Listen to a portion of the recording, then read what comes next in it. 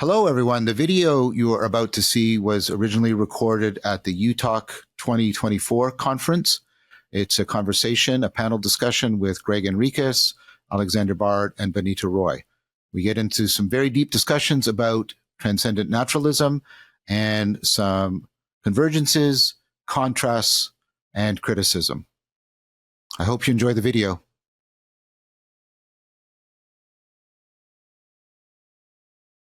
Okay. All righty, friends. So first off, welcome.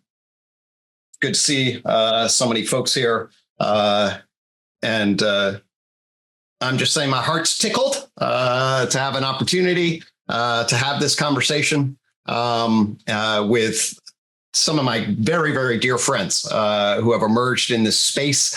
And of course, John, who will be joining us in a second, has been really tremendously influential. It's been tremendously meaningful to connect with him. I think since 2018, Bard and I hooked up 2019 in the intellectual deep web. And I gotta say, there are few people in this world who are both more entertaining and more deep and more profound than John, than Alexander Bard.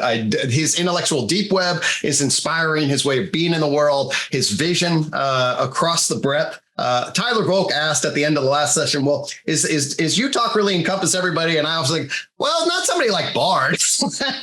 Bard's Zoroastrian sort of outside UTOK, although I think they dance well together. So Alexander, Bard, thank you so much for being here. I really look forward to dialoguing. And over the last couple of years, another dear friend of mine, Bonnie, we have explored, started to learn, I'm still an amateur, but it's starting to really get a grip on process ontology, on what true naturalism really means, as opposed to the fake version that John and I are doing. I'm really looking forward to sharing about the layers of metaphysics in relation. What we have today is then a very exciting exploration and discussion where we're going to be talking about transcendent naturalism. John and I will be representing that. Bonnie is going to bring her perspective. At least it sometimes is talked about that as fierce naturalism. I'm not sure if that's still the term that she is using. Yes. And what that means. And then we have transcendent emergentism. And the title of our talk, and I think me and John and Bonnie are okay with naturalism. We'll explore that. We're going to get into what Bard feels about naturalism versus emergentism. And so we're going to be exploring the relationships and excavating the fault lines in relationship to these two sets of perspectives. Here we are. If John's around, let me just see. Not sure if he's in yet or not in relationship to that. He's still not quite. Oh, there he is. Hey, John, wonderful. Can you unmute yourself, friend? Can you unmute? Ask to unmute. Now I'm unmuted. There he is. Okay. Woohoo. I think we're all here then. All right. So, John, I just gave an overview, introduction, Bonnie, Bard, Johnny, and me. I need to say that once. We're going to explore. So what we thought we'd do today in terms of basic order is that John's going to kick us off, giving us an outline of transcendent naturalism. Of course, John and I did a series on that. I thought we had a lot of excellent guests. We're going to wrap that series up with Layman Pascal and Bruce Alderman, who obviously will bring lovely things to say to summarize that. So we're going to start with that. Then Bonnie's going to give her take, explore a metaphysics that I think overlaps some, but also potentially critiques. And then Bard will bring his perspective. The last thing I'll say is, coming off of, obviously, I mentioned last time, UTOK emphasized sort of the enlightenment gap coming off of natural sciences. I look around today, you got materialism, idealism, and dualism, basically in the West. I think all of us would say, no, none of those are adequate. We need a new framework, a new philosophical framework for the 21st century and beyond. And it's time to start laying that down. So here we are. let's get it rolling. John, if you would, take it away. I introduced you already, and I already told you what a brother in arms you are in this process and how much I admire and respect you and your leadership. And that goes really for certainly Alexander Bard and Bonnita, and I shared that already. So welcome, my friend. Thank you, Greg. And I'm looking forward to talking with you, Bonnita, and with you, Alexander. So Greg asked me to give an overview of the argument. I'll try to keep it as brief as possible without leaving it with too many major gaps. I won't go over the argument in detail. I will often just refer to arguments that were made in detail in the previous conference presentation and on the series Transcendent Naturalism. So Transcendent Naturalism comes out of two proposals. It comes out of the proposal of extended naturalism, plus a proposal of a kind of extended naturalism that supports strong transcendence, where that transcendence is not just psychological in nature, but has real epistemological and ontological significance. And there's two main arguments here. Each one is a meta-argument, a convergence argument for a properly leveled ontology, and then a convergence argument for a conformity theory of knowing. And then the proposal is if you have a conformity theory of knowing with a leveled ontology, you can actually afford a strong transcendence. I will add to that something that I didn't make in the original talk, just a brief note on why that can be properly understood as sacred. So extended naturalism is the proposal that science, well, let's take what naturalism is standardly understood to mean, is that science is the natural sciences, that is where the naturalism comes, are those projects that dictate to us our fundamental ontology, our fundamental structure of reality. Now, that is usually interpreted without much justification as all of our ontology has to be derivable from the ontology of the natural sciences. And I argue that that actually doesn't make sense.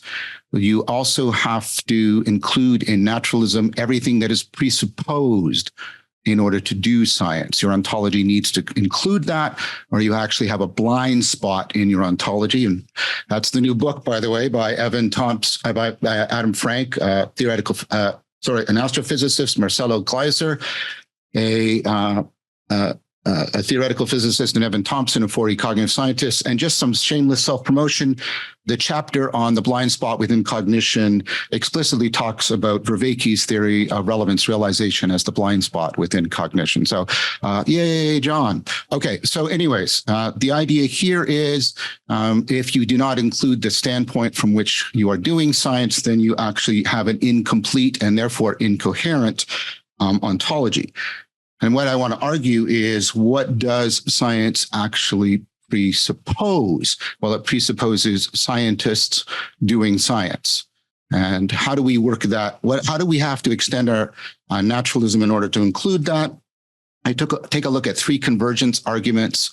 One is from Blackowitz on what he calls the real difference. He argues that reductionism is based on the premise that only what is shared between things is ultimately real. That, he argues, can't be right. Real differences matter. Real differences are presupposed by real information. If there's no real information, there's no real intelligibility. And so you need real difference, which means you have genuine emergence. The next main argument comes from Hole, and this is the idea that communication needs redundancy. Redundancy needs levels of reality to it, and causal signaling is a form of communication, and therefore you need real emergence. Again, I'm not going to go over these arguments in a way that is intended to make them persuasively convincing. I have done that in the previous talk. We did that at the intro to Transcendent Naturalism. I am just referring to them. You can go back, and I'm going to take it that you're extending me the good faith that there are persuasive arguments for each one of these claims. The third argument comes from the work of Uraro, that science needs real structure. She makes a distinction between bottom-up causes that change actuality and top-down constraints that shape possibility into potentiality. And science, of course, needs top-down constraints. These are things like E equals MC squared, which are not events. They are real constraints, real structuring principles in reality. So far, we need a leveled reality in order to get real information, in order to get real causal signaling, in order to get real structure. And then we have Smith's vertical causation argument, Wolfgang Smith, which is the argument to the effect that the measuring device cannot be at the same ontological level as what is measured, especially when we come down to quantum entities. And so you need a real leveled ontology in order for measurement. So notice what science presupposes: real information, real causal signaling, real structural principles, and it presupposes real measurement. Integrating all of those together, all of those presuppose a leveled ontology. Vervaeke makes a similar convergent argument that I made at Ralston at length, which is in order for us to do science, we have to include the scientist in our ontology, and that converges with everything I've just said. Why is it not just emergence up? The problem with just emergence up, and this is not just my idea, many people have talked about this, is it gives you the level, the emergent level is epiphenomenal. It has no causal powers in its own right, or no constraining powers in its own right. The problem with epiphenomenalism, it's an oxymoronic term. It is a category for which we can find no non-controversial members. And it indicates that something exists, but does not make any difference in reality, and therefore is not knowable. I'm not going to go into that argument at length. I think if your ontology leads to epiphenomenalism, it is a modus tollens. You have led to a reductio ad absurdum. So you have to have real emanation and real emergence completely interpenetrating each other. You have a continuum. And when we talk about levels, all we're doing is picking out things that are particularly explanatorily causally relevant. Whole has a formal proof that each level has a distinct set of causal powers to it. And therefore, when we're talking about levels, we're just picking out something that is most causally relevant to the particular kind of explanation. But that is not that it is just an epistemic convenience. The levels are epistemic conveniences that refer to a real emanation emergence continuum. Now, what about the meta argument towards a conformity theory? So the opposite to conformity theory is our current modern theory that knowledge is a matter of representation. I have something in my head that represents the world. Pickstock, in her astonishing book, Aspects of Truth, A New Religious Metaphysics from 2020, reviews all of the distinction arguments that are supposed to support the proposal of representational knowledge and shows that within analytic philosophy itself, they have all been seriously undermined. The analytic synthetic distinction, of course, has been undermined by Quine, the distinction between a conceptual scheme and its content by Davidson, the fact-value distinction, and the is-ought distinction by Putnam, Casebeer. Vervaeke has one that relevance is both a cause and a reason. And the theory data distinction by Quine and Duham. So all of the distinctions that were supposed to, open up the space between mind and world for which representation was the bridge have been completely undermined.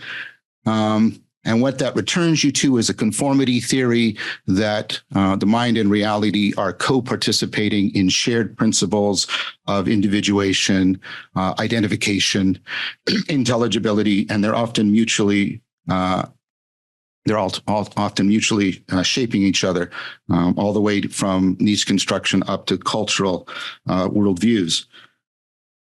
I also made an argument that cognition is, all the cognitive sciences are converging on the idea that cognition is a dynamic continuum of emergence up and top down, bottom up, top down, completely interpenetrating, dynamically realized processing.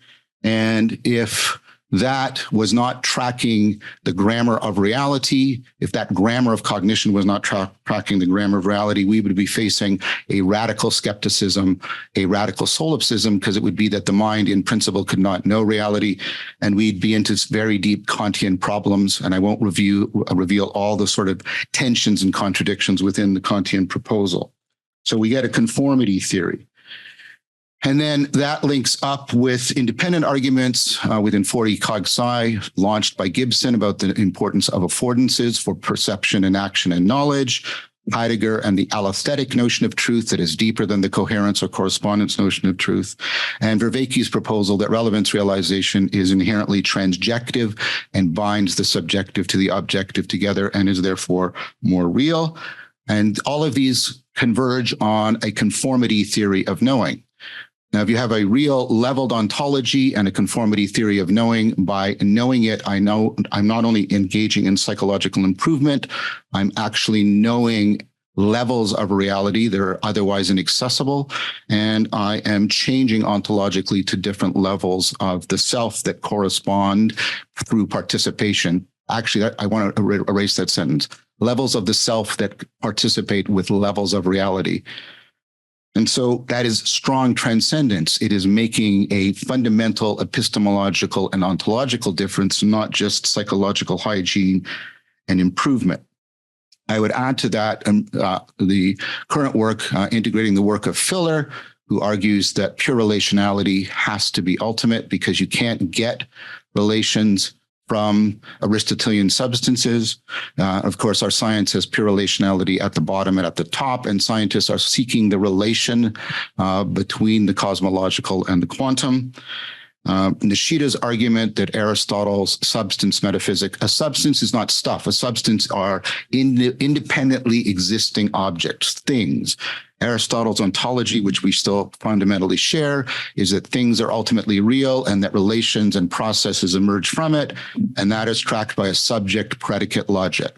Nishida shows, you get Filler's argument that that doesn't work. Relationality is deeper than subject and predicate and deeper than substance and its properties. Nishida shows the Aristotelian metaphysics is inherently contradictory because it depends on predication, which is of universals, but its ontology claims that individual substances, individual things are most real.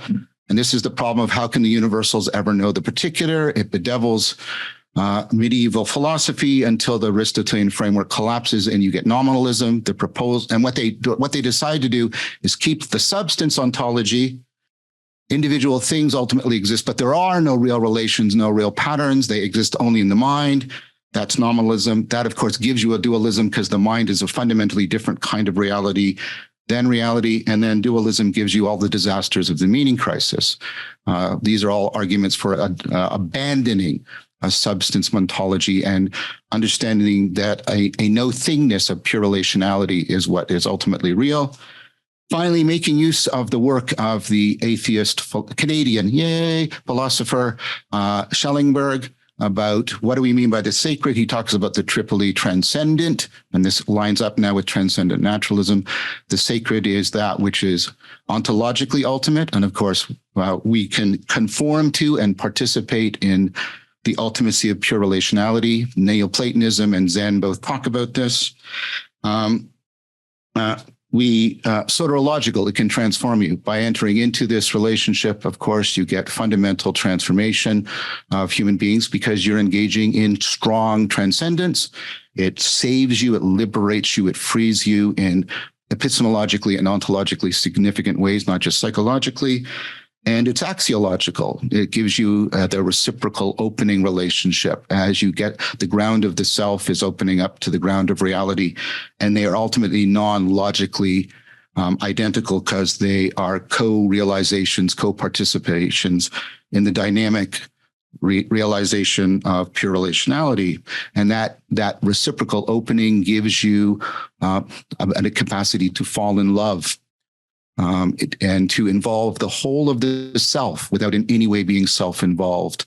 And this would be a touchstone for all other normative evaluations. So it would be axiologically transcendent. I can develop all of those arguments in greater detail if needed.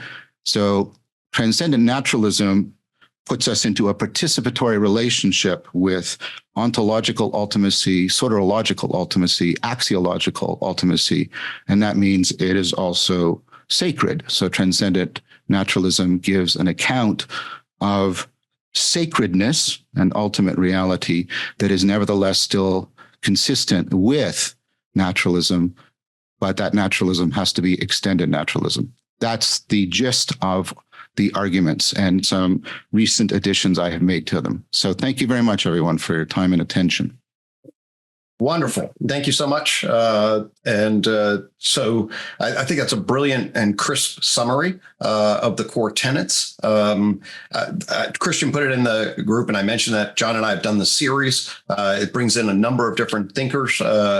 I'm not going to get into it now because I did a review of UTOK and certainly have raised some questions. But let's just say what John just laid out is I'll borrow from Roy Bhaskar and say there's a philosophical underlaboring, a richness, and of course then extended into modern cognitive science that fits sort of with UTOK and sort of a lock and key. I am not a philosopher by training in relation. I got some notions, but the ways in which UTOK is structured as we dialogued is fundamentally consistent, and I think affords certain kinds of elaborations on what John was talking about. But I'm not going to get into that because we're really talking fundamentally about these different positions. What I want to do now is turn the discussion over to Bonnita Roy so that she can share her perspective on naturalism, what John offers, and what she brings to bear in relation.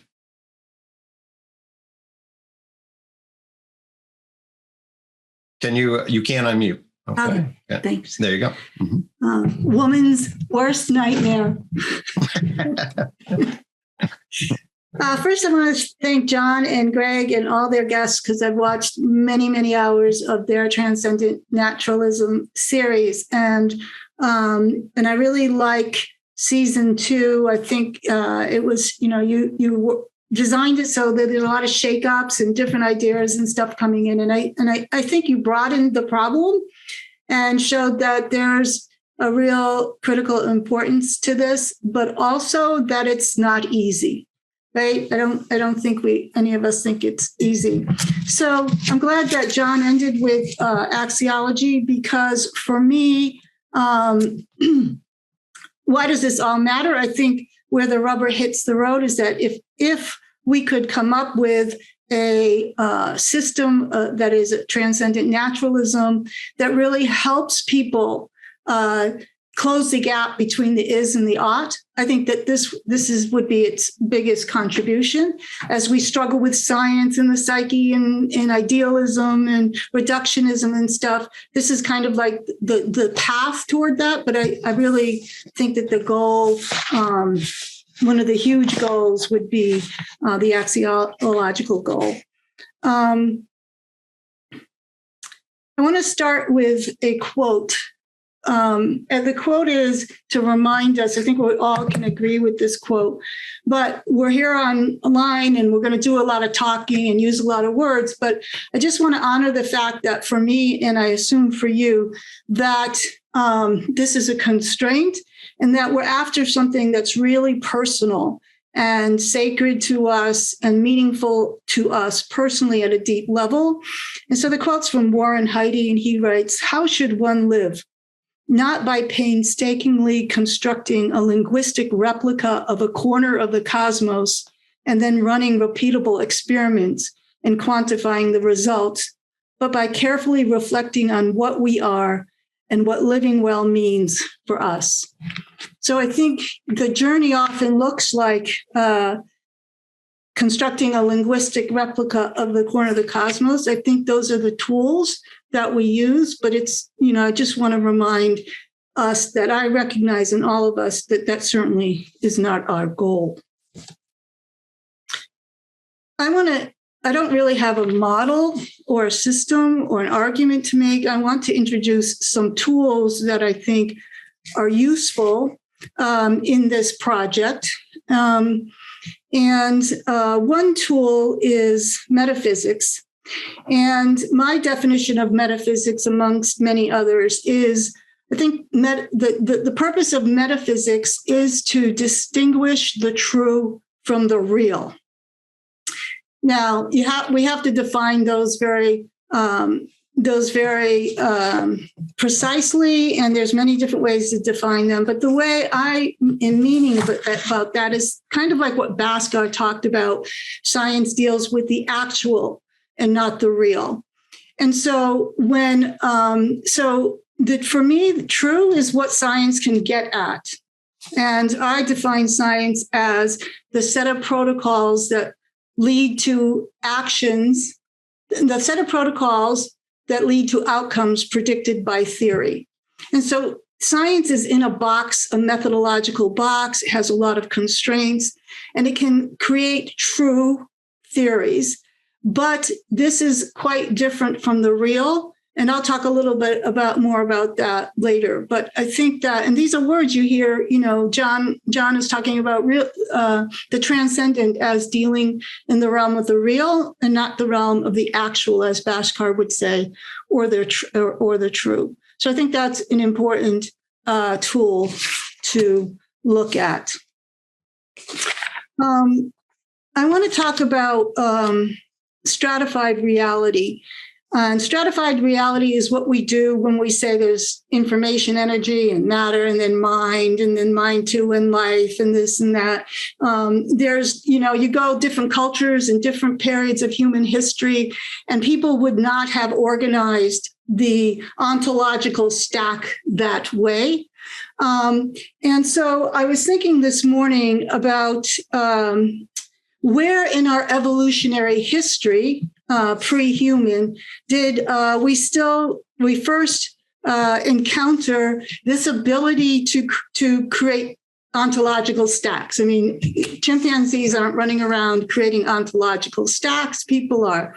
But because I believe in the continuity of the animal mind with the human mind, I'm thinking this morning, where can I find the earliest template or the feeling sense of this kind of activity? And I thought about how animals will reduce a complex puzzle into parts. They do this.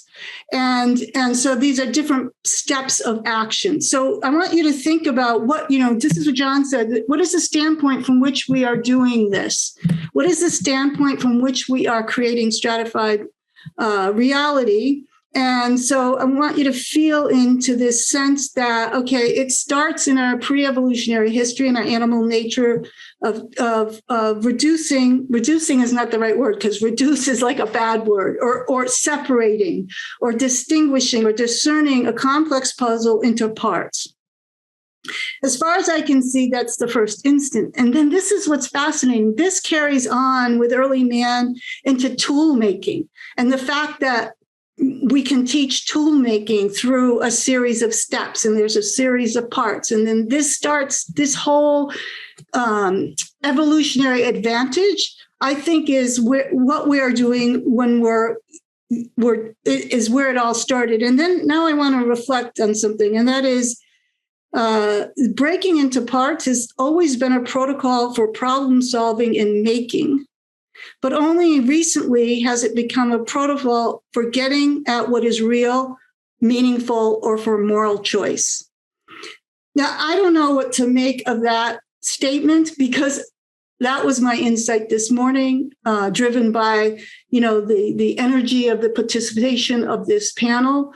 But it's something to think about. And maybe that's a good thing, because maybe we're doing a problem-solving thing, but maybe there's something that needs to be converted there. Okay. However, given that, I want to talk about what people do when they do stratified reality. And there's something very interesting. There's a tendency to make a mistake, and that is, if we say, let me just give you an example. So if I say, what is pizza made of? Okay, and you can say, well, pizza is made of dough. And then I say, what is dough made of? And you say, dough is made of wheat. This presents a simplistic and reductive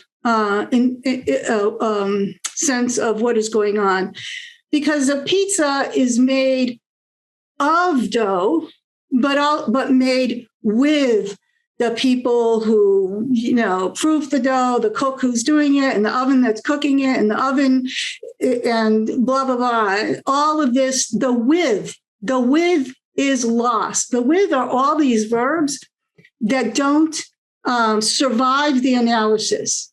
Okay, then we can say, well, what is dough made with? Dough made with wheat and the agricultural revolution, which is made with human evolution, which is made with the genealogy of the earth.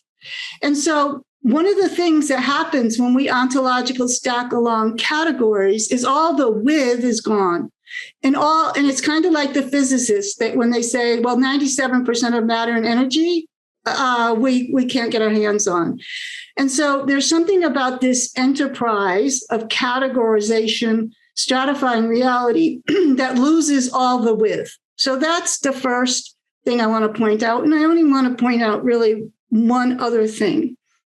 And that is, if you notice, as you go down, here's pizza, here's dough, here's pizza and a whole bunch of cooks and stuff, and the fact that you bought the flour. Okay, and then here's dough, and dough is made with wheat.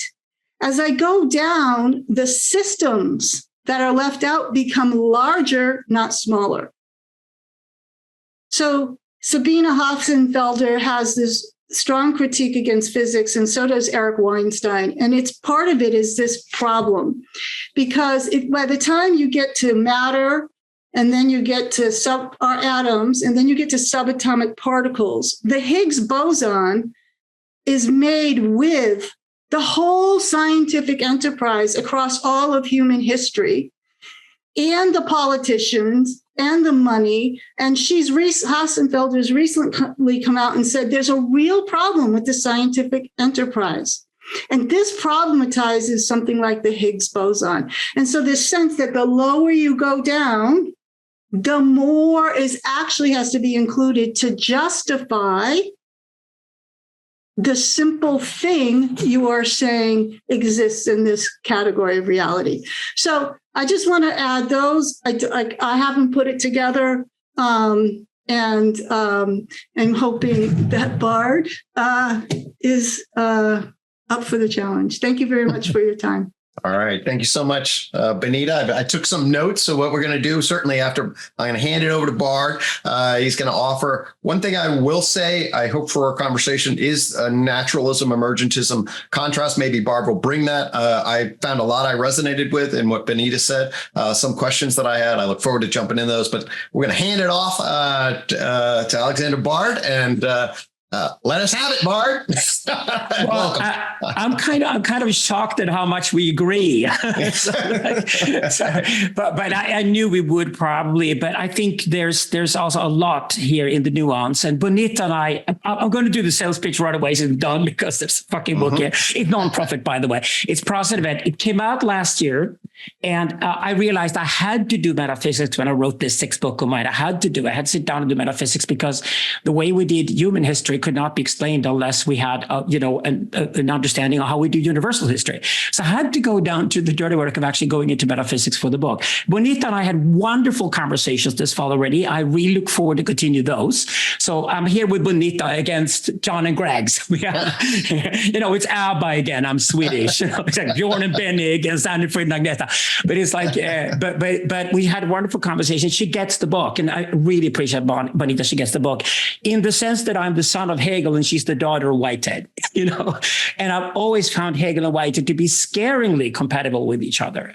Hegel being still not understood in the Anglo-Saxon world, basically because we were all blinded by the enormous turn with Immanuel Kant, the Kantian turn it's called in contemporary philosophy. But what happened was that only a few years later in Germany, there was another shock, at least on a par with the Kantian turn, which is the Hegelian turn. So I will return to Hegel and bring that into the conversation, because a lot of what John is asking for, and I totally agree, we have to do this turn and get out of the meta crisis. But actually, the work was done by Hegel and Nietzsche in the 19th century. It's precisely by reading Hegel and Nietzsche through each other. I worked on this for 30 years. I think we can see that there was a turn here. There was a turn away from dualism. The last dualism was, of course, Immanuel Kant, onto a monist worldview where the obsession is with difference.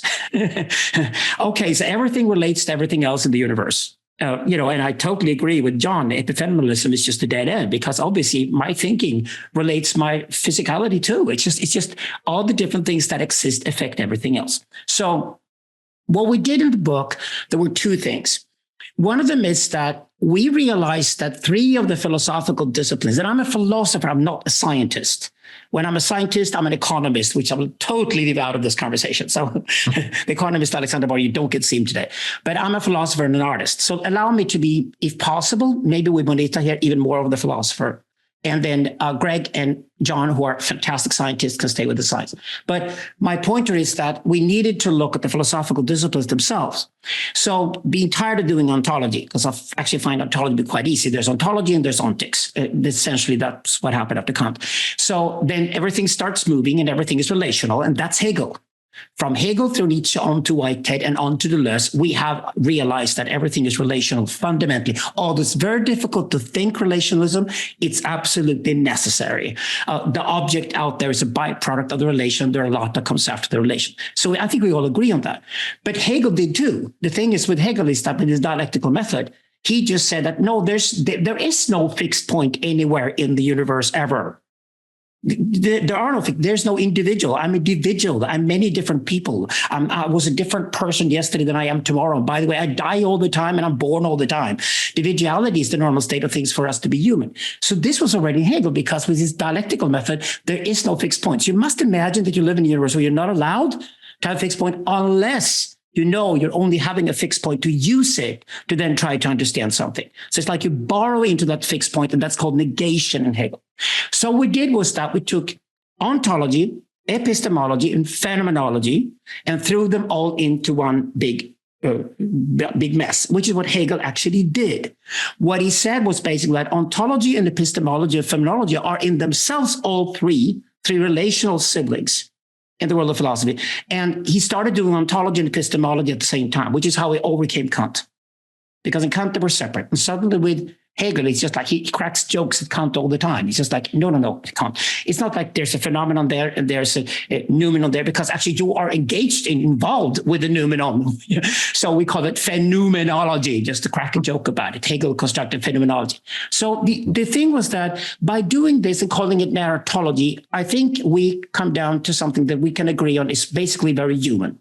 Because in Hegel, there's a subject and there's a substance, and there's a subject's relationship to the substance, which is what philosophy is all about. There's always human subjectivity constantly returning in Hegel. And whenever you try to come up with anything without you being involved with the world, Hegel says, no way, that's cheating.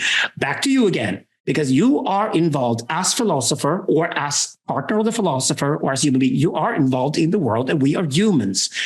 Philosophy is a human endeavor. So narratology enabled us to say that this is the trick with dialectics. Always have three. It's like I said, if you want to spice up your sex life, bring a third person into the bedroom. Highly recommended. This is very Hegel. What Hegel does is that, no, dialectics is not the dichotomy and opposition between 2 points. Like if you have yin and yang, you must split either the yin or the yang. And Taoists actually do that, Bonnita probably agrees, by splitting on the yang side. Always take the masculine side and make the split there, because men are so fucking schizophrenic anyway. Women are not. So you split on the side and say there's yang and there's yang within the yang. And then the yang is opposite the yin. This is how Hegel works all the time. So by using ontology and epistemology and phenomenology as 3 philosophical discourses, and then saying they're all 3 interconnected one another. And this is the Hegelian absolute. The Hegelian absolute is to recognize that and to recognize there is no fixed point. And using vocabulary from the Greeks, we then say that there's a logos and there's a pathos and there's a mythos. Human beings have 3 different ways of describing reality. or describing the world or make sense of the world. The use of logos, the use of mythos, and you use the pathos. And science, of course, is on the side of logos fundamentally. Pathos is just our emotional lives, our feelings, and blah, blah, blah. There's no such thing in AI, by the way. Electricity is not blood. Let's put it that way. The pathos is incredibly human, animalistic, whatever, all the forces inside of you, the force of nature, pathical narratives, newscasts, pornography, anything that's brutally real thrown at you is a pathical narrative. And then there's mythos, and mythos is actually, as often in Hegel, the go-between, meaning that since logos and pathos can never be unified in themselves as logos or pathos, you have to invent a mythos. And this is the temporary story about ourselves that human beings have to create all the time to make sense of the world. So Hegel allows us to have a temporary platform, which we agree, at least now we can agree. We have a paradigm, we have a certain historical period, we agree on certain values, we create a society together, and off we go, right? So to create that temporary platform, the mythos about ourselves currently in the digital age with AI arriving and climate change and everything, to arrive at a mythos is what we need. The meta crisis is a lack of a new mythos. It's a nihilistic state where the old mythos is dead. It's not a death of a god. It's a death of a paradigm, and a new paradigm has to be installed. And we're in between paradigms, we're lost. Okay, so this moves us on to metaphysics. So what kind of implications does this narratological model have for metaphysics? Well, it means that, like you guys, the three of you here, I hate reductionism. Reductionism is the most silliest thing ever. Bonnita just pointed out perfectly, so simply, by reducing the pizza to the wheat. It's idiocy, right? The problem is that, I don't know why, but especially the computer scientists who make all the technology today are all reductionist. And they tend to go to either reduction down to the sort of simplest monad, where apparently the entire history of the universe is pre-programmed or something. They go all the way down, they reduce everything down to some kind of atom, which would then explain everything else that happens afterward, because everything is then deterministic from that point, which I totally disagree with. But they also go the other way and say, well, I'm conscious and there's consciousness, and since I'm the center of the universe and I'm a fucking narcissist, and because I'm a computer scientist who just made billions of dollars, therefore everything has to be about me. So everything can be reduced to a consciousness. All I tell those guys is that here is a rock. Go and cuddle with a rock, have sex with a rock, and talk to the rock, not with me. Apparently, because the rock has consciousness, and you can talk to it, right? And off they go. So reductionism is the enemy, but it's fiendishly difficult to get rid of reductionism. I know all you guys here in the thread say, oh, relations. Yes, of course, relations prior to a lot of our own relations. You have no idea how difficult it is to actually sit down and try to do relationalist philosophy. This is why it took geniuses like Hegel and Nietzsche to do it, and Whitehead to do it. And it's really, really hard. But okay, but if you try to do it, you got to remove all those things out there where you lose track. So what I'm proposing is that, I'm sorry, but the word nature is just the opposite of culture. And I'm defiant here. Nature is not superior to culture. They're just different emergences. Nature emerged and culture emerged. And like Gregg probably agrees with me, they're equal. If you're going to do metaphysics, don't do axiology when you do metaphysics. Leave axiology, you can do that later. It can be its own fourth story or whatever. Leave the axiology out. Just try to be as neutral as you can. Try to describe how the world functions. That's all you try to do here philosophically. That's metaphysics. So you say, okay, so where do I start then? Well, here's the great thing. Bergson. Bergson said, why is everybody obsessed why there's something rather than nothing? Because that's just interchangeable. Like you were nothing, then you were born, you were something, and then you die, you're nothing again. There's something and nothing all the time. That wasn't even a philosophical question. It's like a truism. And then Bergson said, what really strikes me with reality and with the universe is how much difference there is. God, there's so much difference and difference upon difference and difference between differences and differences all the time, which is relations. Relationalism is the obsession with difference. And I'm obsessed with it. So I start my philosophy right here and now with you guys. And then I said, what philosophy is concerned with, what metaphysics is concerned with, is that shit happens. And then the question is, what is shit? What kinds of shit are there? And what does it mean that something happens? Okay, then there's a great word for that, which is emergence. And we can then locate emergence as we temporarily say, emergence is like the most important happening that ever happened to us.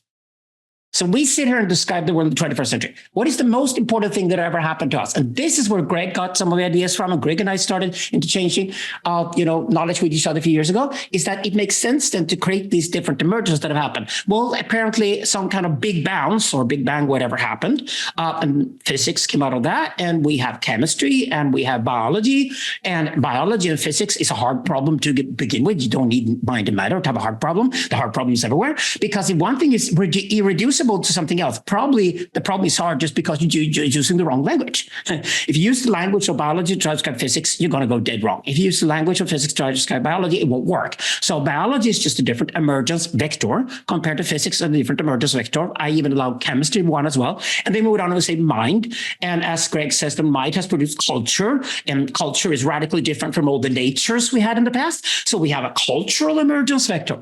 So when we look at the world, we have these different emergence vectors. And then we could start to make sense of each one of them independently by refusing to reduce any one of them to the other ones. Can you see how flat this becomes? So it's an emergentism to begin with. So this emergentism. Now here's the problem though. Something could happen, shit happens. Something could happen that forces us to rethink how we look at the world. It's happened in the past quite a few times. It seems even like every time a new paradigm comes. Right now, the internet came and took over the world, and we had satellites everywhere. We're all interconnected with each other, and AI comes along. And of course, we start seeing networks everywhere. And then we live in a network dynamical world all of a sudden. And then, of course, we say, well, everything is relations. Yeah, because to us now, here, network dynamical universe, to make sense of this, for me sitting here in Sweden, talking to you guys like we're in the same room, magic. Yesterday's magic is tomorrow's technology. Magic. Okay, so the world changes, and our worldview has to change with it, and we're only human. That means the emergentism has to be transcendental.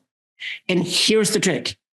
It is so easy by a human mind which is stuck with reductionism to try to find rules and patterns for emergences. Say that, well, an emergence is objectively when this thing's happened, that it's emergence. And then Hegel and I just said, no way, baby. You can't do that, because if an emergence occurs, it wasn't pre-programmed. There was no creator God there who dictated beforehand what constitutes an emergence. It's like Hegel says, it's only in hindsight that we human beings construct the necessity of the past and say that because now with what we know now, that was an emergence, but that was not. Okay, that means the number one rule for transcendental emergentism is that it disqualifies any general emergency theory. There's no general concept of what an emergence is beforehand. What happens is that when a certain emergence happens, the entire theory has to be thrown out and reconstructed as a new transcendental emergentism. And that is a transcendentality. It's allowing us to completely change everything. Or like I say, when people say they don't believe in God, well, you haven't waited long enough yet. Meaning God could come. Looking at AI, is getting scared like God. And we might need God because we have invented the devil. We did August 6, 1945. We blew up a bomb over Hiroshima. The devil very much exists. And we invented the devil. So we have to do theology again and understand we did invent the devil. Where is God to save us from the devil, right? Now, if you do that, if you start to think about the world like that, there's incredible freedom in going for a transcendental emergency perspective. And why I use the word emergency rather than nature is because it's a purely metaphysical theory. Gregg and John are doing science, metaphysics for science. I respect that. But if you do a purely metaphysical theory, it's better to work with the emergence because it's absolutely neutral. It just says that shit happens. It says nothing else. It doesn't say nature. It doesn't say culture. And it says that if an emergence happens, and we in hindsight, we live in the 21st century will agree on that these things are the most important things that ever happened in history. And then we can start looking at these are the most important things that ever happened in human history, because the civilization consists of these dramatic events that changed history forever. And we know how to live with the consequence of that. Hiroshima being one of them. Okay, that's an emergence, transcendental emergentism applied on human history. And then we can start understanding society. So that's essentially how you do metaphysics if you're a silly little philosopher like me, I guess. All right. Thank you, each of you. I think we've gotten a very good summary of the various perspectives. I'll just let me let me put a little UTOK spin. Then I'll invite John, Bonnita, and Bart to just talk amongst themselves. Certainly, there are a lot I want to say, but I really want the three of you guys to have some dialogue. I want to remind folks, since we're here in UTOK land for the conference, that UTOK is situated in a particular kind of problem. And that is what I mentioned earlier in terms of like Bart is coming from a different place. It is very important to understand the situation of UTOK. And that's crucial to understand both its power and its limitations. Okay. It is structured to solve, or it emerges out of a particular kind of justificatory problem, which presupposes the natural sciences and the kind of knowledge they're trying to generate. And how does it then relate to psychology as both the science and the subject? And the UTOK then architecture is concerned with that, and it emerges as a naturalism as a function of that. That does not necessarily say that, that is where everyone should be situated, or a philosopher that takes a pure, proper metaphysical stance should be situated there. So I'll just say that in relationship to the UTOK stance. So I can hang with Bart and basically be like, there's a different framing that we should be aware of. And if we have those framings, I think there's a lot of participatory dance that can be effectively take place. So I'll offer that. And it's a very similar comment in relationship to Bonnita. And really, actually, then there's the synergy with John's view in particular. And I think that is a function of being psychologists, cognitive science, et cetera. So I'll offer that sort of as a synergistic, but I also want to get into some disagreements. I have some questions for both Bonnie and Bart, but I'm going to pause. I'm going to hand it back to John and see if where you want to take it, John, and then we can just go in some dialogue amongst the four of us and then start really bringing in some questions. Yeah, John, go ahead. Yep, I think, yeah. Okay, there. Thank you. Well, first of all, that was really rich and wonderful. I really welcome Alexander's. Everybody seems to be calling him Bard. Is that what you want? Okay. Sometimes the Bard, but then it makes me feel in high school. Teenage boys often use last names as opposed to first names. So at least in Canada, I don't know why we do that. First of all, I'm very happy to get into a discussion with Hegel. I've been doing. As you probably know, Bart, there's a renaissance about Hegel going on, and the work of Brandom, the work of Pinkard, the work of Farnath, Zambroga, all these people. I'm going through all of that literature. I'm going through it very carefully with Dan Chiappi, especially Hegel's binding of the notion of rationality into reciprocal recognition between individuals, not only synchronically, but intergenerationally. And I think that maps, by the way, very powerfully into current work on extended cognition, collective intelligence, things like that. So, you always need to ask, where's the agent that's doing the cognition? And I think Hegel gives us an alternative agency. He famously talks about the I that is we, that is I. And that's the kind of agency that is doing this more fundamental ontology. And I think in that sense, I'm in fundamental agreement with you, and then trying to work out how does that agency operate? And I won't get into the details about that. I think that is a very significant problem. It's a problem that is now becoming central to 4E Cog Sci.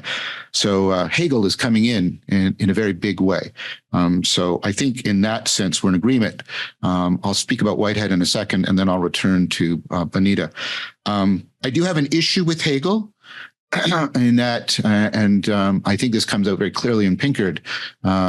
Hegel talks a lot about the socio-cultural, cultural, historical processes that make the kind of persons, the kind of agents. We need all of these practices, as he repeatedly says, that makes us into the kind of cognitive agents that can recognize the inconsistencies within a particular way of life, a particular form of life. And of course, the phenomenology tries to trace both that out. The problem I have is I fear that at times Hegel verges on performative contradiction. He is using the propositional to try to point to the non-propositional. And He doesn't really give us a theory of practices or an ecology of practice, and that can't be just propositional. You, of course, have to use language, but you have to actually engage people non-propositionally. That is the way in which they learn practices. And I would put to Bonnita, I think she's right. We don't ultimately get at reality through truth statements. We get at reality through processes, practices of realization. And that's where I would bring in what Bonnita is talking about. I totally agree. We need ecologies of practices, because realization is how we get conform to reality as distinct from truth. And then the issue then comes up. Okay, well, what does that look like? And I think this takes us into some work that's going on now about some of the work I'm doing about the deep at the heart of the rational. And I think this is already presaged in Hegel. You find ritual. You find rituals of recognition and forgiveness, and you find the generation of the spirit of trust. Barnath does that very well. And you have additional arguments for why at the heart of the rational we find ritual. We have to use all these imaginal things. Look, simple, one example of many. To be rational, I have to reflect on my own cognition. Oh, well, where do I do? Well, I go into this interior space. Was that a literal space? Well, no. Is it a merely fictional space? No, it gives you access to your cognition so you can correct it. But it's neither fictional nor literal. Well, what is it? It's imaginal. And you're engaging in ritual because you're seriously playing within an imaginal realm, I should say, in order to bring about the fundamental kinds of transformation in metacognition that is constitutive of rationality. So at the heart of the rational is ritual, but that doesn't mean that ritual is irrational. Ritual has a non-propositional rationality. It's not the rationality of coherence. It's the rationality of is what you're doing in your ritual context, does it transfer systematically? Does it transfer broadly and deeply to many domains of your life? And does it transform you profoundly? Does it reach into many levels of the psyche and transform those? That when you get systematic transfer and systemic transformation, that's why rituals survive. That is how they survive. That's their rationality. That is that's how we judge a good ritual from a bad ritual. So you find the ritual and the rational mutually profoundly interpenetrating each other. And for me, that's where the work of the Kyoto school, especially Nishida, is so important, because Nishida develops, he follows the Zen ritual into the experience, I have to put that in serious quotations, of nothingness. And then he does explicitly, by the way, a Neoplatonic, right, investigation into the grounds of intelligibility. And he gets to the basho, and he shows that the basho and the Zen experience of nothingness are completely interdependent and interreliant. And you get basically Zen Neoplatonism. About Whitehead, I think I was just at the McGilchrist conference at the California Institute for Integral Studies. And of course, and Ian and I agree on, the right hemisphere is about the gestalt, and the left hemisphere is about the features. And I can give you all the features of the bird. That doesn't give you a bird. You need the gestalt. That's where the intelligibility actually hangs. And that's pure relationality. That's what the right hemisphere is about. I'll just plug in real fast, John. Matt Siegel wanted to be here. He's actually at a conference. He sends love. And of course, we've talked to him and talked with him, Bonnie. And he's an excellent process philosopher. I'll just make that nod, as you mentioned. Yeah. And I just want to finish very quickly. I don't want to monopolize. And then the thing there, of course, is the left hemisphere works with parts within a formal system and well-defined problems. Just getting a paper published now showing that you can't computationalize relevance realization, because the process of formalization, the process of translating things into a formal system, is not itself a well-defined problem, and it can't therefore be grasped by a formal system. Formalization is not a computational function. It is no way of running a formal system. And so you get that the right hemisphere has priority, and the right hemisphere is about pure relationality. And Ian and I fundamentally agree on that. The reason I bring that up is Filler, in his astonishing book, Heidegger, Neoplatonism and the History of Being, makes the argument, and Matt Segal and the other people, the Whiteheadians, agreed that Whitehead is basically running an argument that was developed by the later Neoplatonist about pure relationality, about emergence and emanation. What Whitehead adds that I think James, I know Fuller personally, what James misses is that process of that.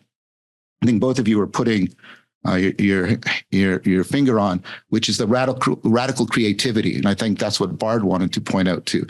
The many become one, and then one is added. That drawing together of all the widths isn't just a stagnant interrelationality. It's pregnant. It creates a newness, a novelty. And what I want to add to that is that means we have to introduce into our ontology radical uncertainty. If you have radical emergence, in which you can't predict the emergence, but there is some novelty introduced, you are facing radical uncertainty, which means by definition, no formal system can ultimately track reality, because formal systems require the exclusion of uncertainty. So if there really is radical creativity, which is what I think Whitehead adds to the Neoplatonists, and I think what Bard is pointing to, we face an ontology in which uncertainty is not just an epistemic matter. It's not equivalent to probabilistic risk that we can calculate. It is radical uncertainty, which then means we cannot grasp it with a formal system. And I think that's convergent with what Bard was saying. And I think that's also part of picking up on what Bonnita was, I think, pointing to. And I'll end my responses there. There's 17,000 more things I want to say, but I was interested in also. I think sacredness is the bridging notion between the ultimacy of ontology and the ultimacy of axiology. The sacred is that which is most valuable, but it is also bound to what is most real. And I was trying to make an argument that if you get to this ultimate reality, you have the triple transcendent, which gives you sacredness. And I think if you have sacredness with unformalizability that is realized, I should say, not captured, wrong word, that is realized in a set of practices, I think you're very much into what religion was doing for us. And that would be my response. Lovely. Okay, so how about I hand it over to Bonnita and see what thoughts she wants to pick up on. Then Bart, then we'll really open it up, folks. You can use a question and answer chat. I see one in there already. I'll also check the chat box for this. And I know we'll come in, but I want to give Bonnita and Bart an opportunity to respond to that. You guys certainly ask each other questions as well. And I'll be checking the Q&A as well. So Bonnita, thoughts? Yeah, this is so fecund. So as John said, there's a million things to go through. I want to say this may be a little bit of plug, but I am on the last panel, and we'll have a chance to talk about my conception of God. So I'm going to leave that part out, although it would be nice to just put that here. And I want to talk about what I think. First of all, I have to say this because I have to kind of tease Alexander Bard. Okay, so Bruno Latour wrote this book, Speculative Grace, and it really sounds very much like you, like creating religion with a flat ontology. And I just think only a true genius like Bard could use Hegel as an icon for a flat ontology. So so that was genius, so brilliant. But I guess what I want to do is kind of perform what I think Whitehead is doing. And that is everything we said about the difference between the true and real. So that's the bridge here. And then he says, so then what do I have? What do I have to experience reality? And basically, what he boils it down to is I have what the Buddhists would call self-validating experience of the real. And this is a feeling. the most fundamental way I can express what this experience is a feeling that things are real. And so from this, he says, as I interpret him, as in my fantasy of being with Whitehead, he then says, well, if this is, so instead of having like a metaphysical ground, this is what I truly believe is the most fundamental thing I can say about myself. And then he makes this leap. This is the metaphysical leap. Maybe all of reality works on this template. What if all of reality, maybe it's not just a coincidence that my experience is that this self-validating feeling that something is real. And in this feeling, it self-validates two things. And this is where the transcendent comes in. It validates that my experience is real and replete. It is whole and full, but it also validates that it's not complete, that there's a remainder in the cosmos. And this creates the sense that there is more reality. So this is extremely important experience. And I believe this is the kind of experience that sustained Whitehead's work. I've never read a biography of him, but that it rings true to me. And I just want to combine this with something that Diana Fascia says. She's a student of Panceps, and she talks about the clinical experience of transformance, that the psychologist and the client are working toward this, what she calls, she says it's an evolutionary arc that's deeply wired in humans for transformance. And that truth in this sense, which is reality, is this trust, or it comes from the word troth or trust. It's this inner understanding of clarity that is the marker for awakening of perception. It emerges from awakened perception as a core truth or trust. To trust to truth is to behold.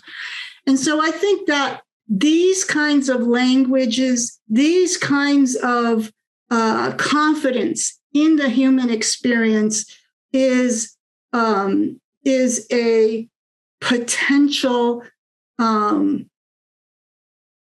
a potential point at which we can begin to investigate and share and sing and celebrate the confidence of the real, and share this peculiar sense that the real is always never complete, and there's always a latency in our experience. So that's what I'd like to put in this space. That's awesome. I did not expect Diana Fascia to pop up. I'm a fan of hers, AEDT, and that's accelerated experiential dynamic approaches. And it is absolutely the case that modern emotion-focused elements, Gestalt frameworks, to me, the word that I would definitely want us to hit here is primate mindedness. Okay. The mind, the idea that the mind is a propositional reflector that's going to represent, and that's what split off, is one of the, to me, deep errors of the Enlightenment. Mindedness is the embodied contact. And clinically, what we see so much of is a disconnect, a fundamental propositional disconnect. You can argue, certainly McGilchrist, John, and saying modern society in part is propositionally personhood disconnected from the primate embodiedness. And so much of what we do clinically is attempt to connect to that in a relational space that creates a shared, non-propositional, intersubjective, I'd call it a mind to be space to connect to the real. It's so lovely to see that bridge happen in terms of me as a clinician. That's sort of an unexpected turn, so I just had to prop in there. Let me hand it over to Bard, and then we'll really start to engage in question and answer from the audience and whatnot. Bard, do you want to start? Just two quick responses to Bonnita and Gregg, because we've been in a lot of conversations. And with Bonnita, this is Whitehead at his Hegelian best. And please remember, I use Hegel for method. Hegel was wrong on many things. John can be sure of that. He was wrong on many things, but he was brilliant when it comes to method, because with Hegelian dialectics, we arrive in Western philosophy with a complete set of how to think relationalism. And Whitehead just does the same thing. And that remainder, that's exactly the negation within the subject in Hegel. So you have those things there. So perfect, Bonnita. And as for you, Gregg, this is why I am, as a psychoanalyst, I am fighting to get psychoanalysis out of the ditch of science, because as a science, psychoanalysis failed miserably in the 20th century, but it took off and became a philosophical discipline. And as a philosophical discipline, the 20th century was anthropology became philosophy. It was psychoanalysis became philosophy. And most of all, to do Hegel, I had to do Marshall McLuhan first, because there's no media theory in Hegel. Hegel thinks ideas develop over time. No, they don't. What develops is, of course, again, relations between human beings and different technologies. And because different technologies develop over time, they change the life world we're in. And we actually tend to take to the technologies that improve in our lives rather than the ones that make us more miserable. And because we do that, we can then expand. We can learn how to read, write, and count, and we can mass duplicate and do kinds of amazing things we do. And that's exactly why I think Hegel is only method and nothing else. Leave Hegel for the rest. That's exactly why Marx and Darwin, the other guys that came after Hegel, all went to the material real world and then threw it at Hegel with the dialectical method. But the method is great. So this is why I'm a great fan of Gregg, and where I'm involved with the UTOK, is it called UTOK? UTOK, yeah. UTOK is great. UTOK, because I really believe psychology needs a reformation. It needs a massive reformation. It gets stuck as a service to governments, basically to fix people, to send them back to work over the past 50 to 100 years. And what I loved about Gregg's passion was the fact that he said, I'm a psychologist. I'm going to take psychology seriously. I'm going to do what Aristotle meant with psycho and logos and do real psychology. And this is exactly why I totally support the attempt to do a proper psychology as a science, which of course then connects to John's work as a cognitive scientist. These are great sciences. We need more of them. Okay. So for me to do psychoanalysis is now to do strictly an art. It's nothing but an art. It's a philosophical art. For me, psychoanalysis, performing it with people, is basically taking the entire history of philosophy down to one single human being and then put their individuality into philosophical perspective. It's teaching people how to do a philosophy about themselves. That's what psychoanalysis is. So psychoanalysis, I work today with psychiatry and I work today with psychologists. What I do is that I arrange teams here in Stockholm where there's psychologists, there's psychiatrists, and there's a psychoanalyst. And there are three different perspectives looking at human beings. And it's stunning how quickly we can get to results and solve problems and give people a quality of life and heal, right? So I'm all for this. Again, narratology, like I told you, when you have a dialectical relationship between three things, it's usually very, very productive. Don't try to unify them into one thing. Don't try to turn logos, pathos, and mythos into one thing. Keep them separate. Live with the dichotomies. This is Hegel. Live with the dichotomies, and it's going to be productive and it's going to be creative. Okay. Now I want to respond to John, because I'm just going to write a word down here in the chat channel. Got to put my glasses on to write it down, because this is the next project I'm involved with and I'm thrilled about. It's probably my 7th book and everything else I'm doing. Zoofism with a Z. So here's the take. When I started traveling to Asia in the 1980s and realized that religion and philosophy had to meet again and Eastern spirituality was amazing, and I was totally with Ken Wilber, that it would be embarrassing for my generation of philosophers to start with the Greeks once over again. No, it didn't start with the Greeks. The Greeks just wrote a lot. The Arabs saved their texts, and the Arabs saved the text for us. And then in inside, we made up the Greek system, the cradle of civilization, whatever, and this sort of mythology about Europe. Josephine Quinn's new book, How the World Made the West. Amazing book, better than Sapiens or whatever. It's the best history book ever written by a woman from the UK. And it just kills the idea that Greece started civilization. So what I did instead was that I started looking into Asian philosophy, and I started looking into the Indian and the Chinese and Japanese and the Persian traditions. And then I discovered that the Persian tradition is the origin of Greek philosophy. The word philosophia is from about 600 before Christ.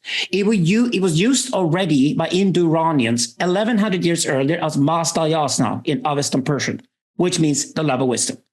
Basically, the Greeks just borrowed. And here the key is Heraclitus. So for all these things about Neoplatonism and Zen, if you look at the Silk Route, and you look at the Silk Road Triad, as I call it, which is the traditions of Buddhism with Shaivism as well in India, and then you got Zoroastrianism and Zoroastrianism in Persia, and then you got Taoism in China. Then you got all these different spiritual schools that would never really fought with each other, no recorded conflicts whatsoever. Basically, just went from one oasis town to the next along the Silk Road, and you found slightly different variations of the same spiritual themes. Trade routes, great. Whatever spirituality we go into next historically as human beings, we should definitely look at the trade routes for inspiration, because these religions are non-dogmatic. They're spiritual schools. They're full of practices. They're full of rituals, and they basically fix our lives every day. So we get rid of the destructive bullshit in our mindset, drop it somewhere, and stay with the constructive mindset and build on that. And so when I studied Zoroaster, the original text, the Gathas and the Zendavesta, translated by Germans in the 19th century, I discovered, wait, this is exactly Heraclitus. Heraclitus said the Greeks should not be Greeks. Heraclitus said we're Persians. We're part of the Persian Empire. What's wrong with being Persian, right?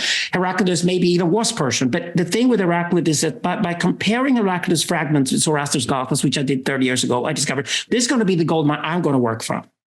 And what I'm now doing, what the project we're doing now is basically the Z in Sufism is, of course, Sufism, be taking back Sufism from its origin. Sufism, taking it away from Islam. Sorry, guys, but you didn't invent this. You know, you always hated it and you always badmouthed it because it was monist and all those things that we love. So basically, Sufism is a monist reinterpretation of Sufism as older than Islam. And we then discover that this is exactly where Zoroastrianism and Buddhism met. And Zoroastrianism and Buddhism met in contemporary Central Asia. And of course, out of that, we got Bodhidharma, who was not a prince from India, was a trader from Sogdia. We got Padmasambhava, who is not an Indian prince. He was another trader. He came from Tajikistan today, and he came to Tibet. So Vajrayana and Zen are just, to me, drenched in Persian philosophy as much as they're Chinese or Indian.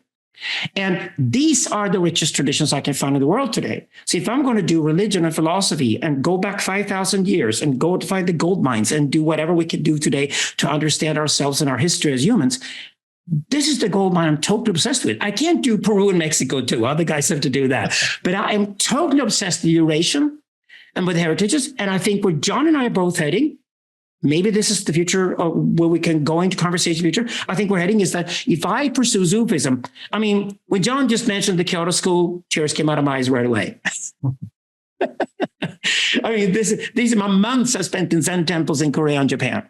This is exactly what I love the most about this conversation. So I'm just dropping the word Sufism for the first time here because my team here in Scandinavia agreed. We call each other Sufis now. You can call it Zen Sufis if you like, but we are practicing now and living a Sufism. And we're obviously finding other Sufis out there around the world who also manage to live with this sort of monist spiritual tradition with daily practices. So just want to put that out there and then say that Neoplatonism, maybe then John can dig deeper or whatever. I don't get too stuck with the Neoplatonists. I love Hellenism.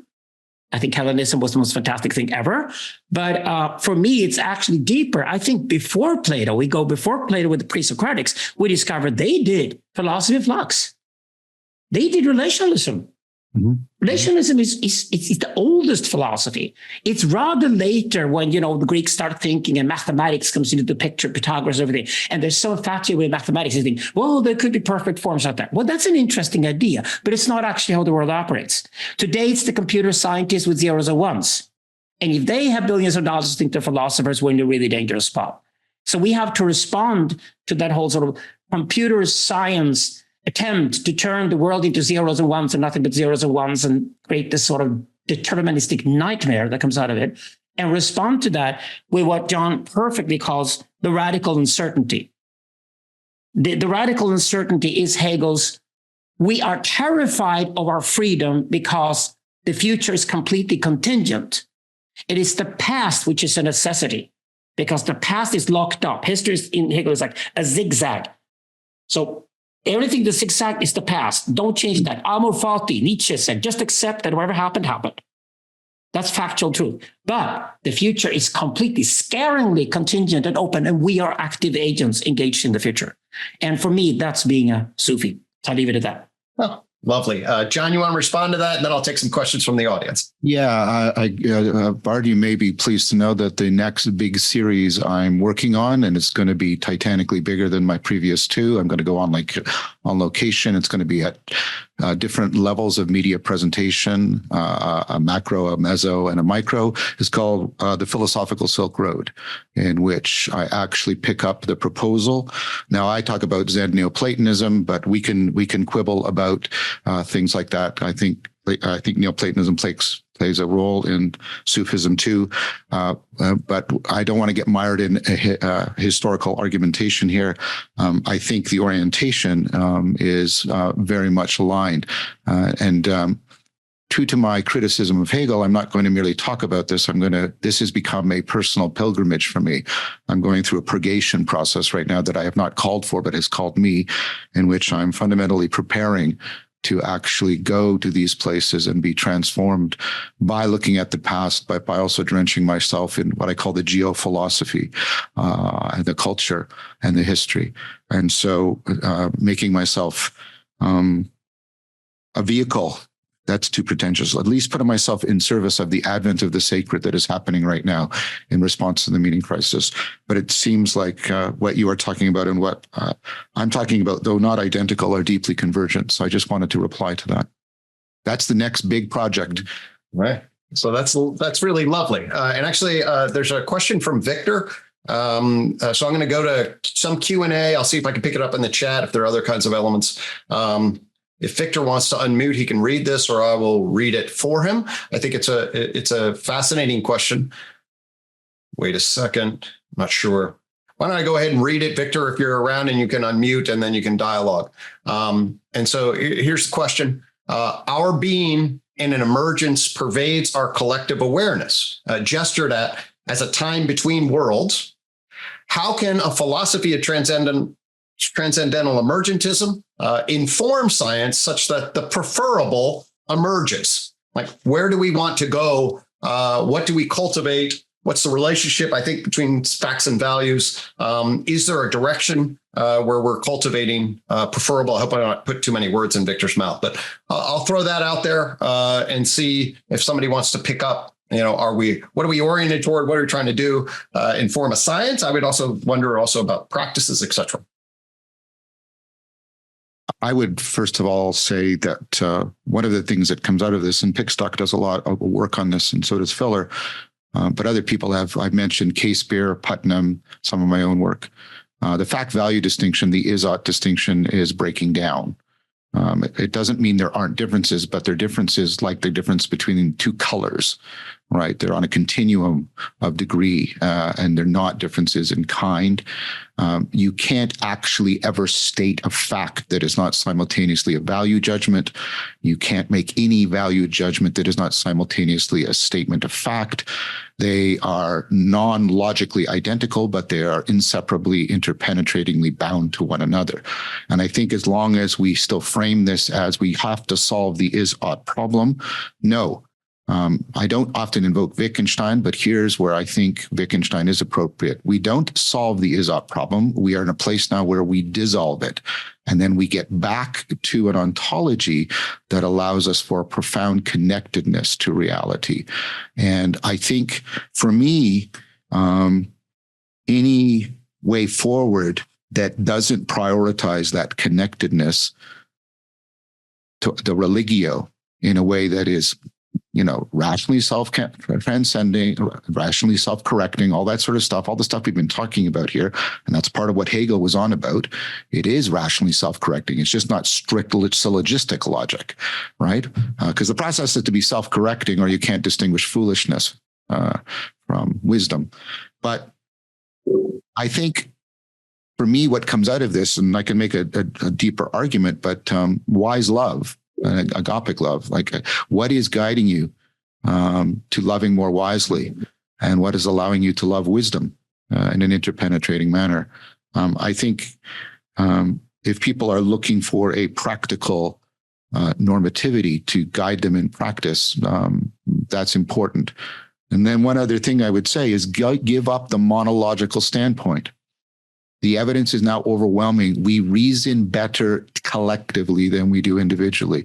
Experimental evidence is merging. And this is what I would say, not pushback on Bart. I think this is amplification. The dialectic has to be accompanied with a dialogos, which is dialogical practice. because that gives you the cognitive agent that is actually capable of doing this new kind of realization of a new kind of ontology, in which fact and value are no longer separate, in which theory and data are no longer separate, in which analytic and synthetic are no longer separate, et cetera, et cetera, et cetera. Bart is right. This is hard, but it is already happening.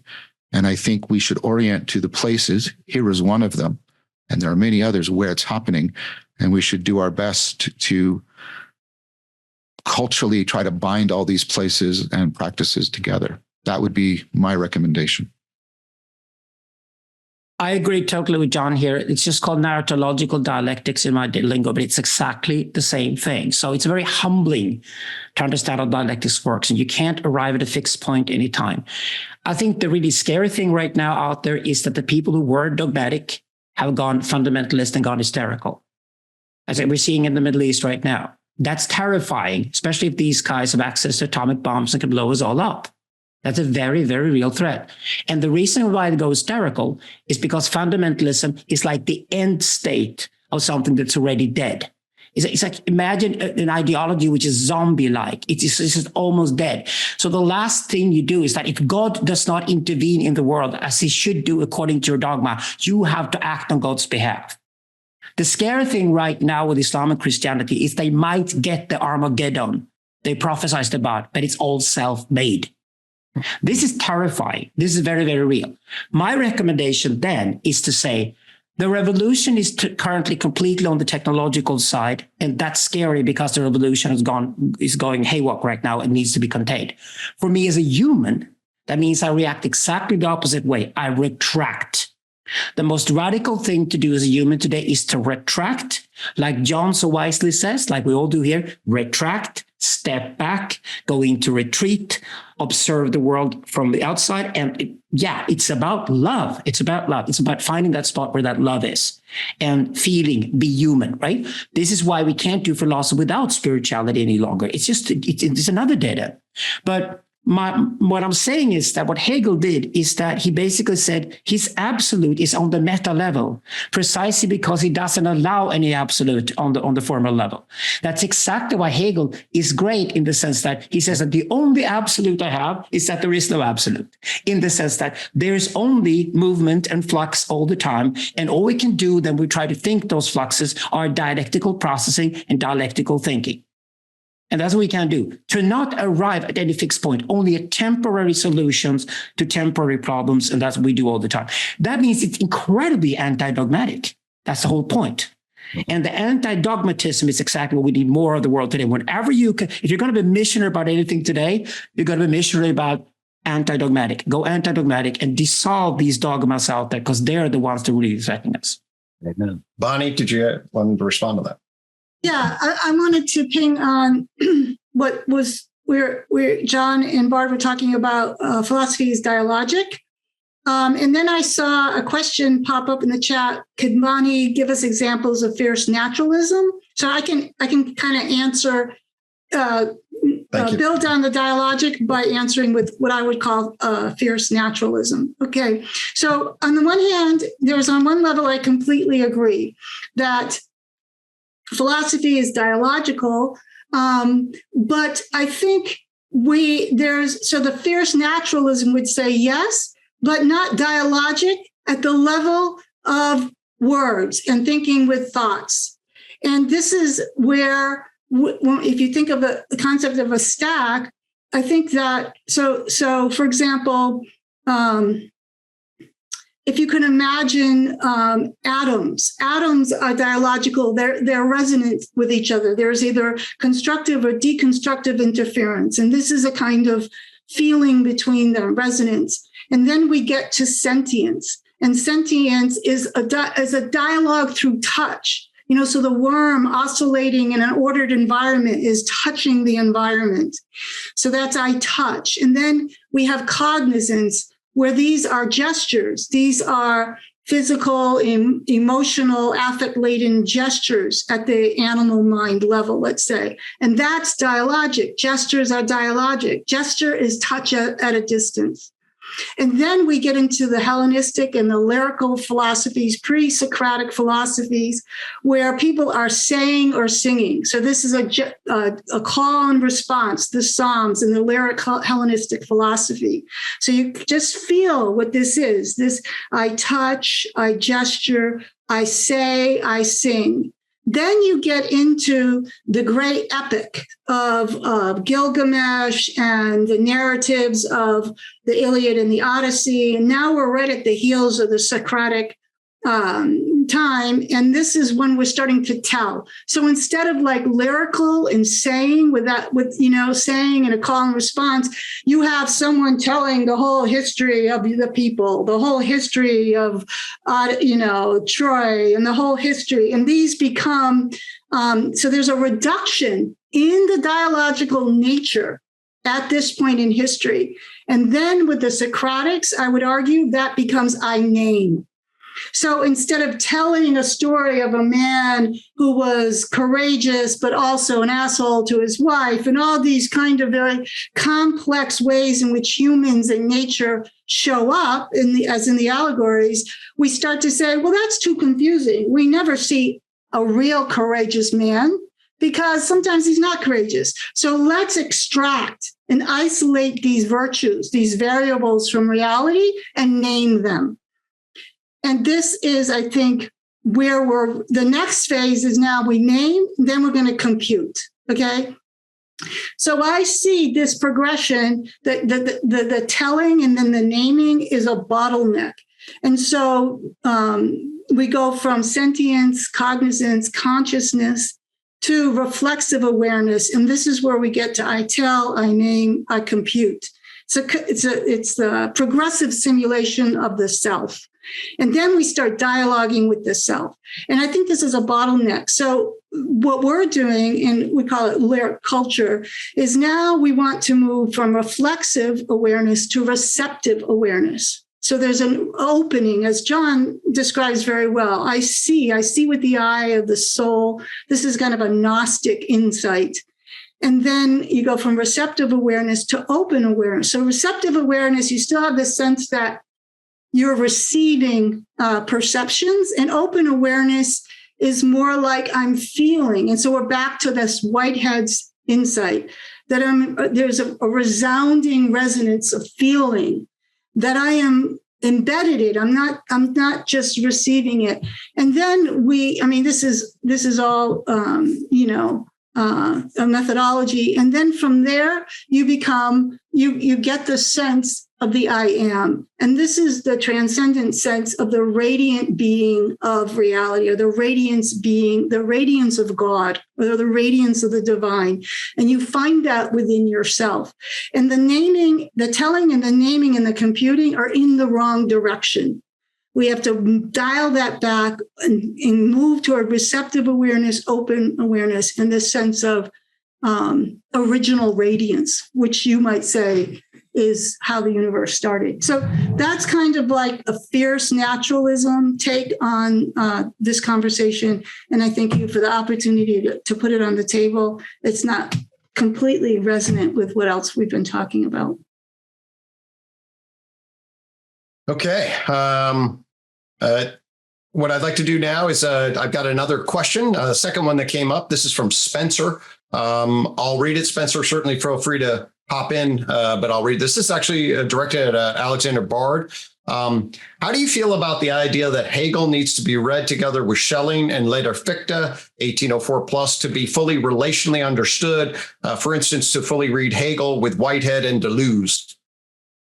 That's where the question ends. If Spencer wants to, so where does Hegel fit with? Okay. Yeah, okay. But that's been done. That's been done a lot. Hegel is put together with the German idealists, and he's not an idealist. He's really a dialectician. The way I do Hegel is I do Hegel's method, and then I provocatively call myself a pan-dialecticist. I think fundamentally everything in the universe, the only thing I can say about all the different emergence vectors is that they all seem to have some kind of a dialectical quality to them. So I just call myself a pan-dialecticist. Then I've learned a lesson from Hegel. No, what wasn't done is the weird artificial opposition between Hegel and Nietzsche. When I started reading the guys in my teenage years, it was like, they're compatible. They're perfectly compatible. I mean, Nietzsche's amor fati, which is his, axiology, it's just where his values start from, is exactly like Hegel's The Necessity of the Past. And scared of the contingencies of the future and the freedom is exactly affirmation in Nietzsche.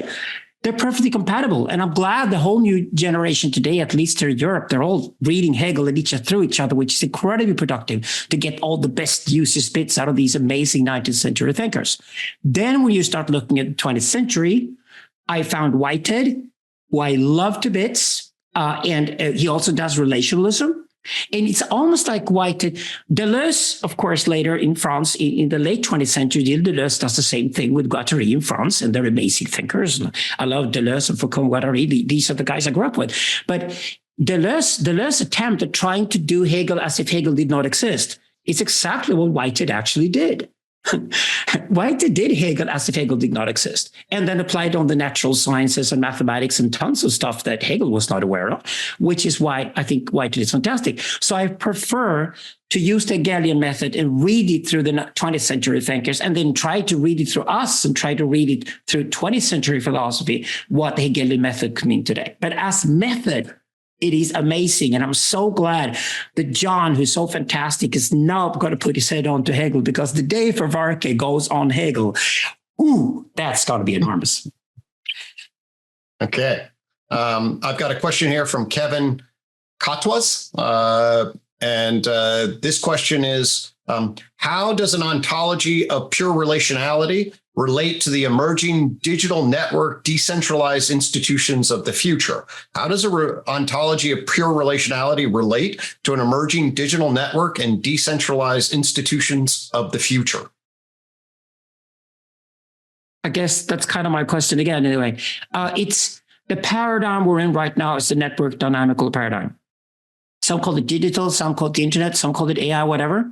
What happened is the technology now is going global. We got satellites everywhere. Everything is interconnected. The threat here is to arrive in a surveillance police state. We don't want that. So I'm totally with decentralization and try to think, how can we still have a network dynamical society with all its benefits, but still lived in a decentralized way? That's a fiendishly difficult question to solve. It's a typical axiological question today.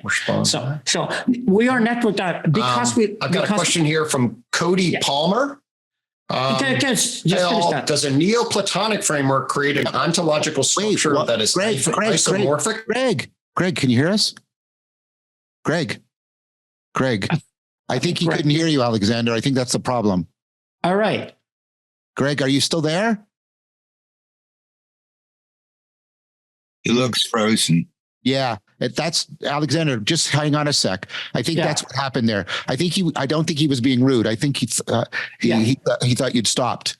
Yeah.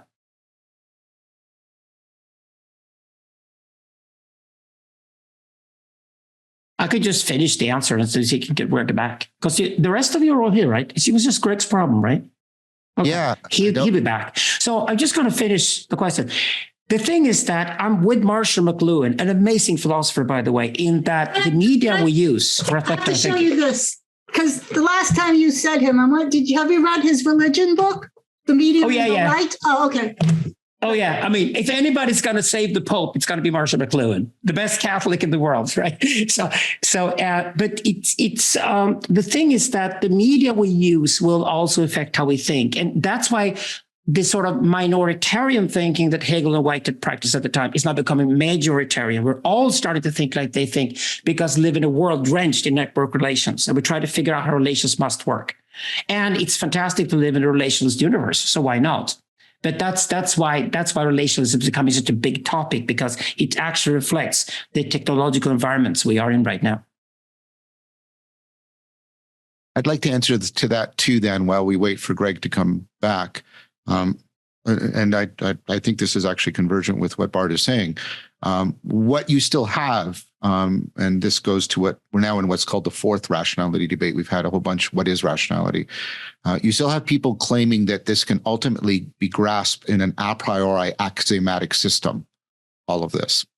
And that is kind of the epistemological version of the zombie fundamentalism that Bart was pointing to, but within a scientific framework. And part of what we try to argue in in two papers. One is rationality and relevance realization. The other one is naturalizing relevance realization. Is that project is actually doomed. You can't do it that way. It's not that there aren't top-down aspects, but you can't step out.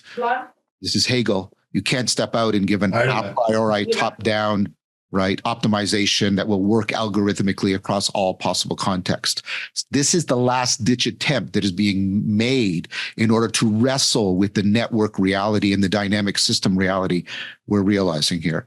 I think that is a kind of scientistic fundamentalism that is strongly analogous to a lot of religious fundamentalisms that we have. But because they typically don't blow up buildings or whatnot, they don't get the deserved attention. But if you don't think these people are going to cause terrific suffering if they succeed, I think you're being foolish. So I would want to point out that there is an attempt to recapture all of what Bard was pointing to, about network dynamics in a top-down, a priori, axionomic formal systemization. And I think this is the last-ditch attempt. And so I think that has to be properly challenged and resisted. I've been trying to do so, by the way. And I think other people are. I totally agree with John. Here's that's why I said surveillance police state. Yes. And this book, Process and Event, is a manifesto against that happening. The scientist fundamentalists are going to go for the surveillance police state, and they're going to do good in the world. It's like vulgar Platonism. They're going to go for the good in the world by controlling absolutely everything. Well, that's already happening because Xi Jinping is trying to do it in China with vulgar Confucianism. Because vulgar Confucianism is exactly what vulgar Platonism is. And these are the two heritages we got in Eastern and Western thinking we need to get rid of once and for all. We call them the pillar saint ideologies. The pillar saint ideologies is like Confucianism and Platonism at its worst. It's the little 11-year-old boy who threw his wonderful little idea that if everybody did everything the way I think they should do, the world would be wonderful and everything would be a sunny day forever. And they're there. Most computer scientists I meet, when they start to think about philosophy, their mind gets stuck there. I think it's great that you mentioned it here, John. Scientific fundamentalism is scientistic fundamentalism is the right term for that. And it's just as scary and the other fundamentalism, especially these guys have so much power and influence today. We got to avoid the surveillance police state precisely because we need an open society. Without an open society, all freedom is gone.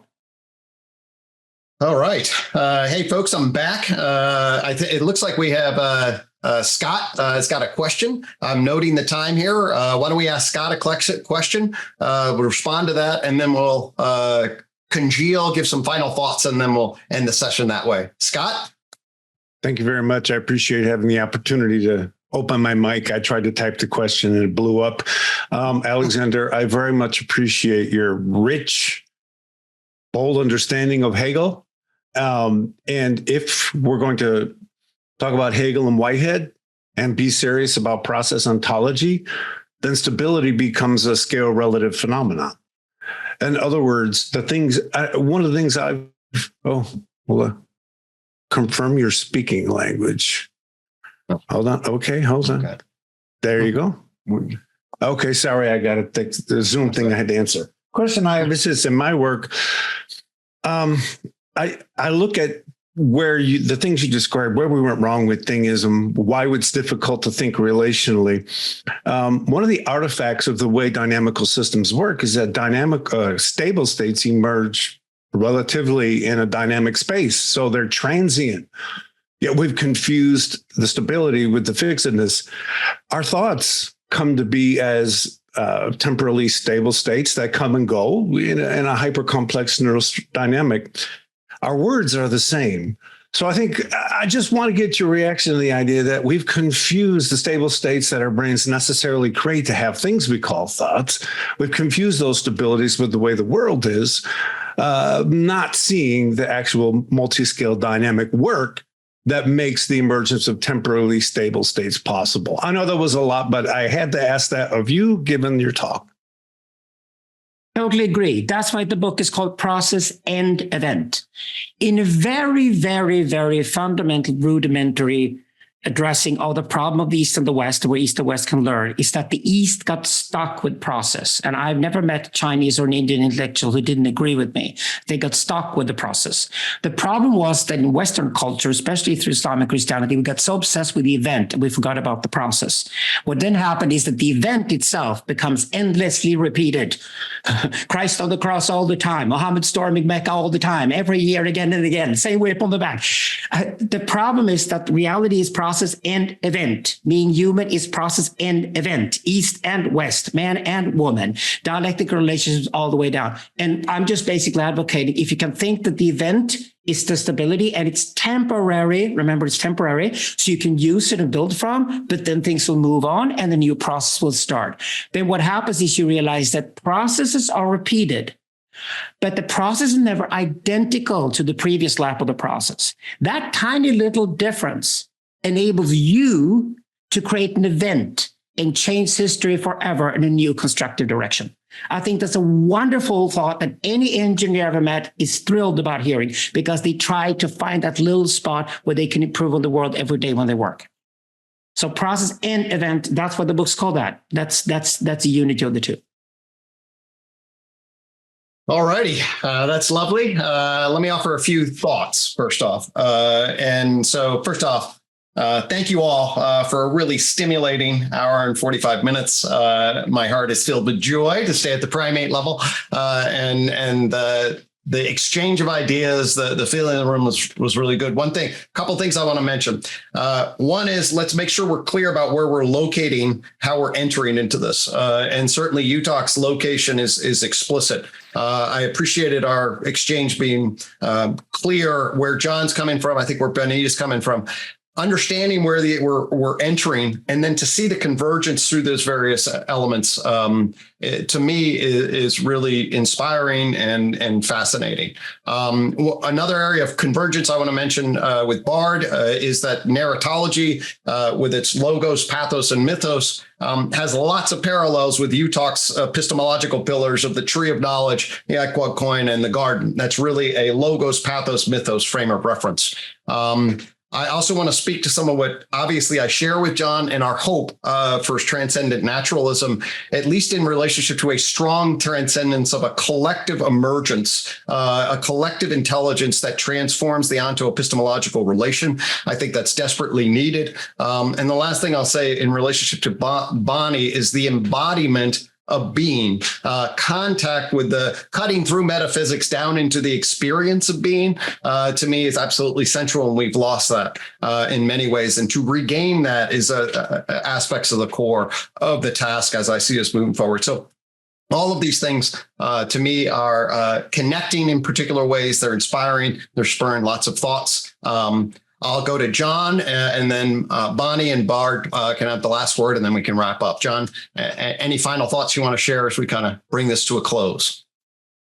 I found this tremendously fecund, and I'm always impressed when there's considerable convergence, and it's convergence, and there's enough difference so we're not just echo chambering. Convergence requires that there's real difference, although they come to shared conclusions. Maybe resolutions is a better word, because that raises the plausibility of the overall framework dramatically. If Bonnita working, I'm not claiming we're completely independent of each other. That's ridiculous. But she's working independently. Bard is working independently. There's significant enough differences between what we're saying that we're not just echoing each other. And yet, as we unfold our particular argumentative paths, we come to very similar kinds of realizations. I think that raises the overall plausibility. And so I would say that if you listen to the Geist between the three of us, you actually get the best possible argument for what is needed right now. Lovely. Bonnie? Yeah, I just want to end by pointing out a kind of confusion. So my work, as you kind of situated our works, my work always, emphasizes the animal level. But what I hope you can understand from my work is that I'm not just, you see, the problem is when you work from the kind of stratified reality that you have, you're saying my work is down there in the animal realm. And this is the problem with these stacks, because my work is saying, okay, this reflexive awareness, we're telling, we're naming, we're going to compute.